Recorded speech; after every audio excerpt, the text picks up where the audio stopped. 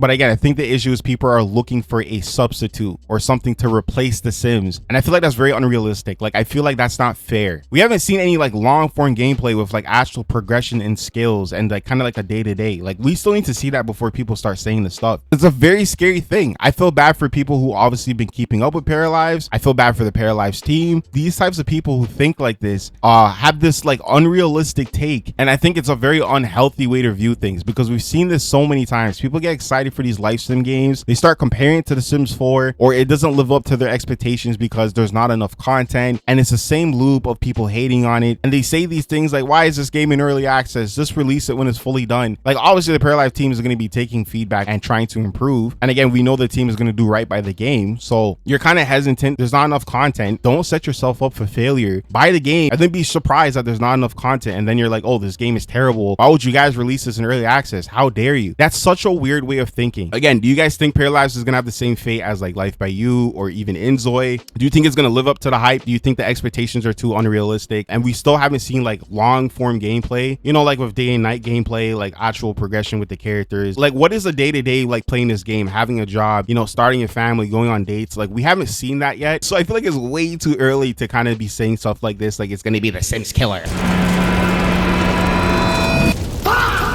What is up, guys? This is your boy superiorsimmer, and today I have another discussion video on The Sims 4 and Paralives. If you guys like news, updates, and gameplay, please hit the like button, and if you enjoyed this video, please hit the sub button. I also do have an affiliate link with Instagaming to bring you guys cheaper games. If you guys click the right side of the screen or the link in the description, you guys will find a bunch of deals on cheaper titles. There's action RPGs, racing games, adventure, and of course simulation. Without further ado, let's get into the topic. Okay, so a few days ago when I was on Twitter, you know, doing what I do, I stumbled across this tweet, and I thought this would be a great topic for a discussion video. Shout out to Fernando. He posted this tweet saying Paralives literally has the best chances of becoming The Sims 4 what City Skylines became to Sim City 2013, the ultimate Sims killer.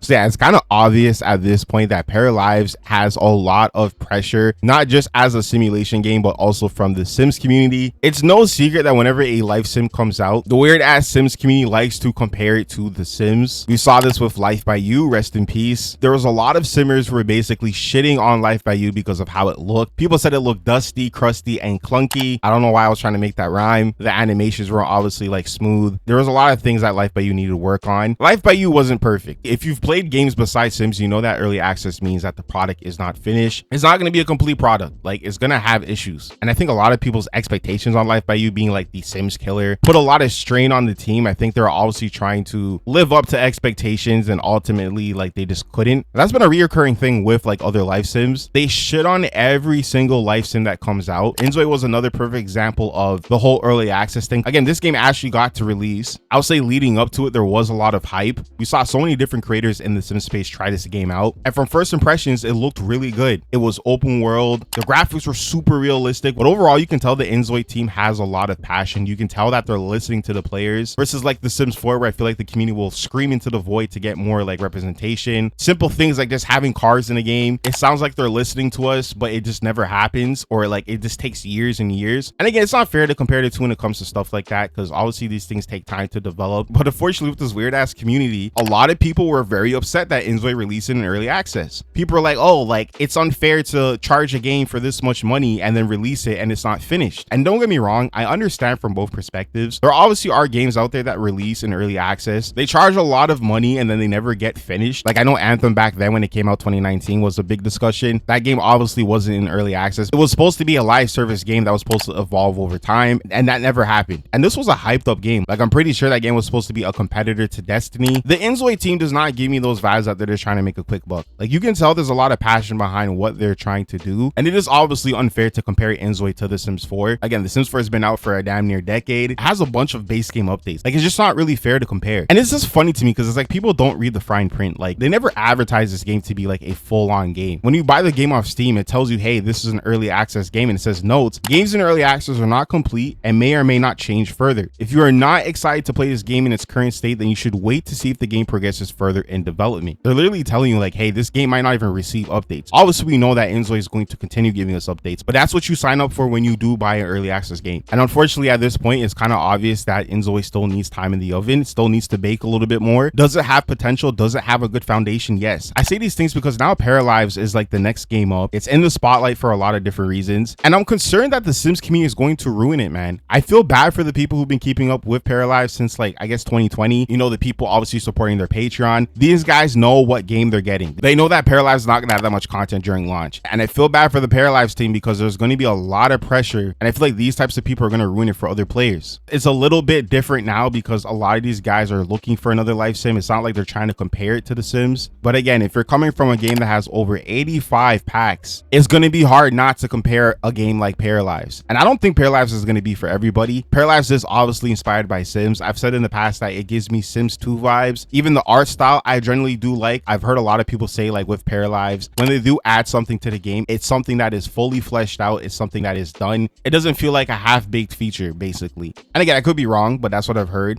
which is obviously a good sign. I know with the Sims 4 and inZOI, they kind of have that problem. Specifically with the Sims 4, because I've played that game more, there's a lot of concepts and ideas that are in the game that just don't feel fleshed out. And unfortunately, if you want to expand on those features, you need to buy extra DLC. Like for example, with teenagers, again, if you want to have the full high school experience, you have to buy high school years. You buy that pack, and then it still feels like it's missing stuff because it is. There's so many ideas that could be fleshed out. Like you can tell that expansion just needs more time in the oven, and now it's like, oh, we need a refresh for that. Because what started off as a one-time mistake has become a constant trend of them releasing DLC for DLC. And obviously with Paralives, they're not going to have that issue because they did say they're not going to be charging people for packs. I feel like development for like big DLCs are going to take a long time. Who knows how long that's going to take, right? There's a lot of factors that come into play with Paralives. Again, this is a very small team. The content is going to be very limited at launch. If you've played Sims 4 back in 2014, if you know, you know. It was a really dark time, okay? We didn't have a lot of stuff to really go off of.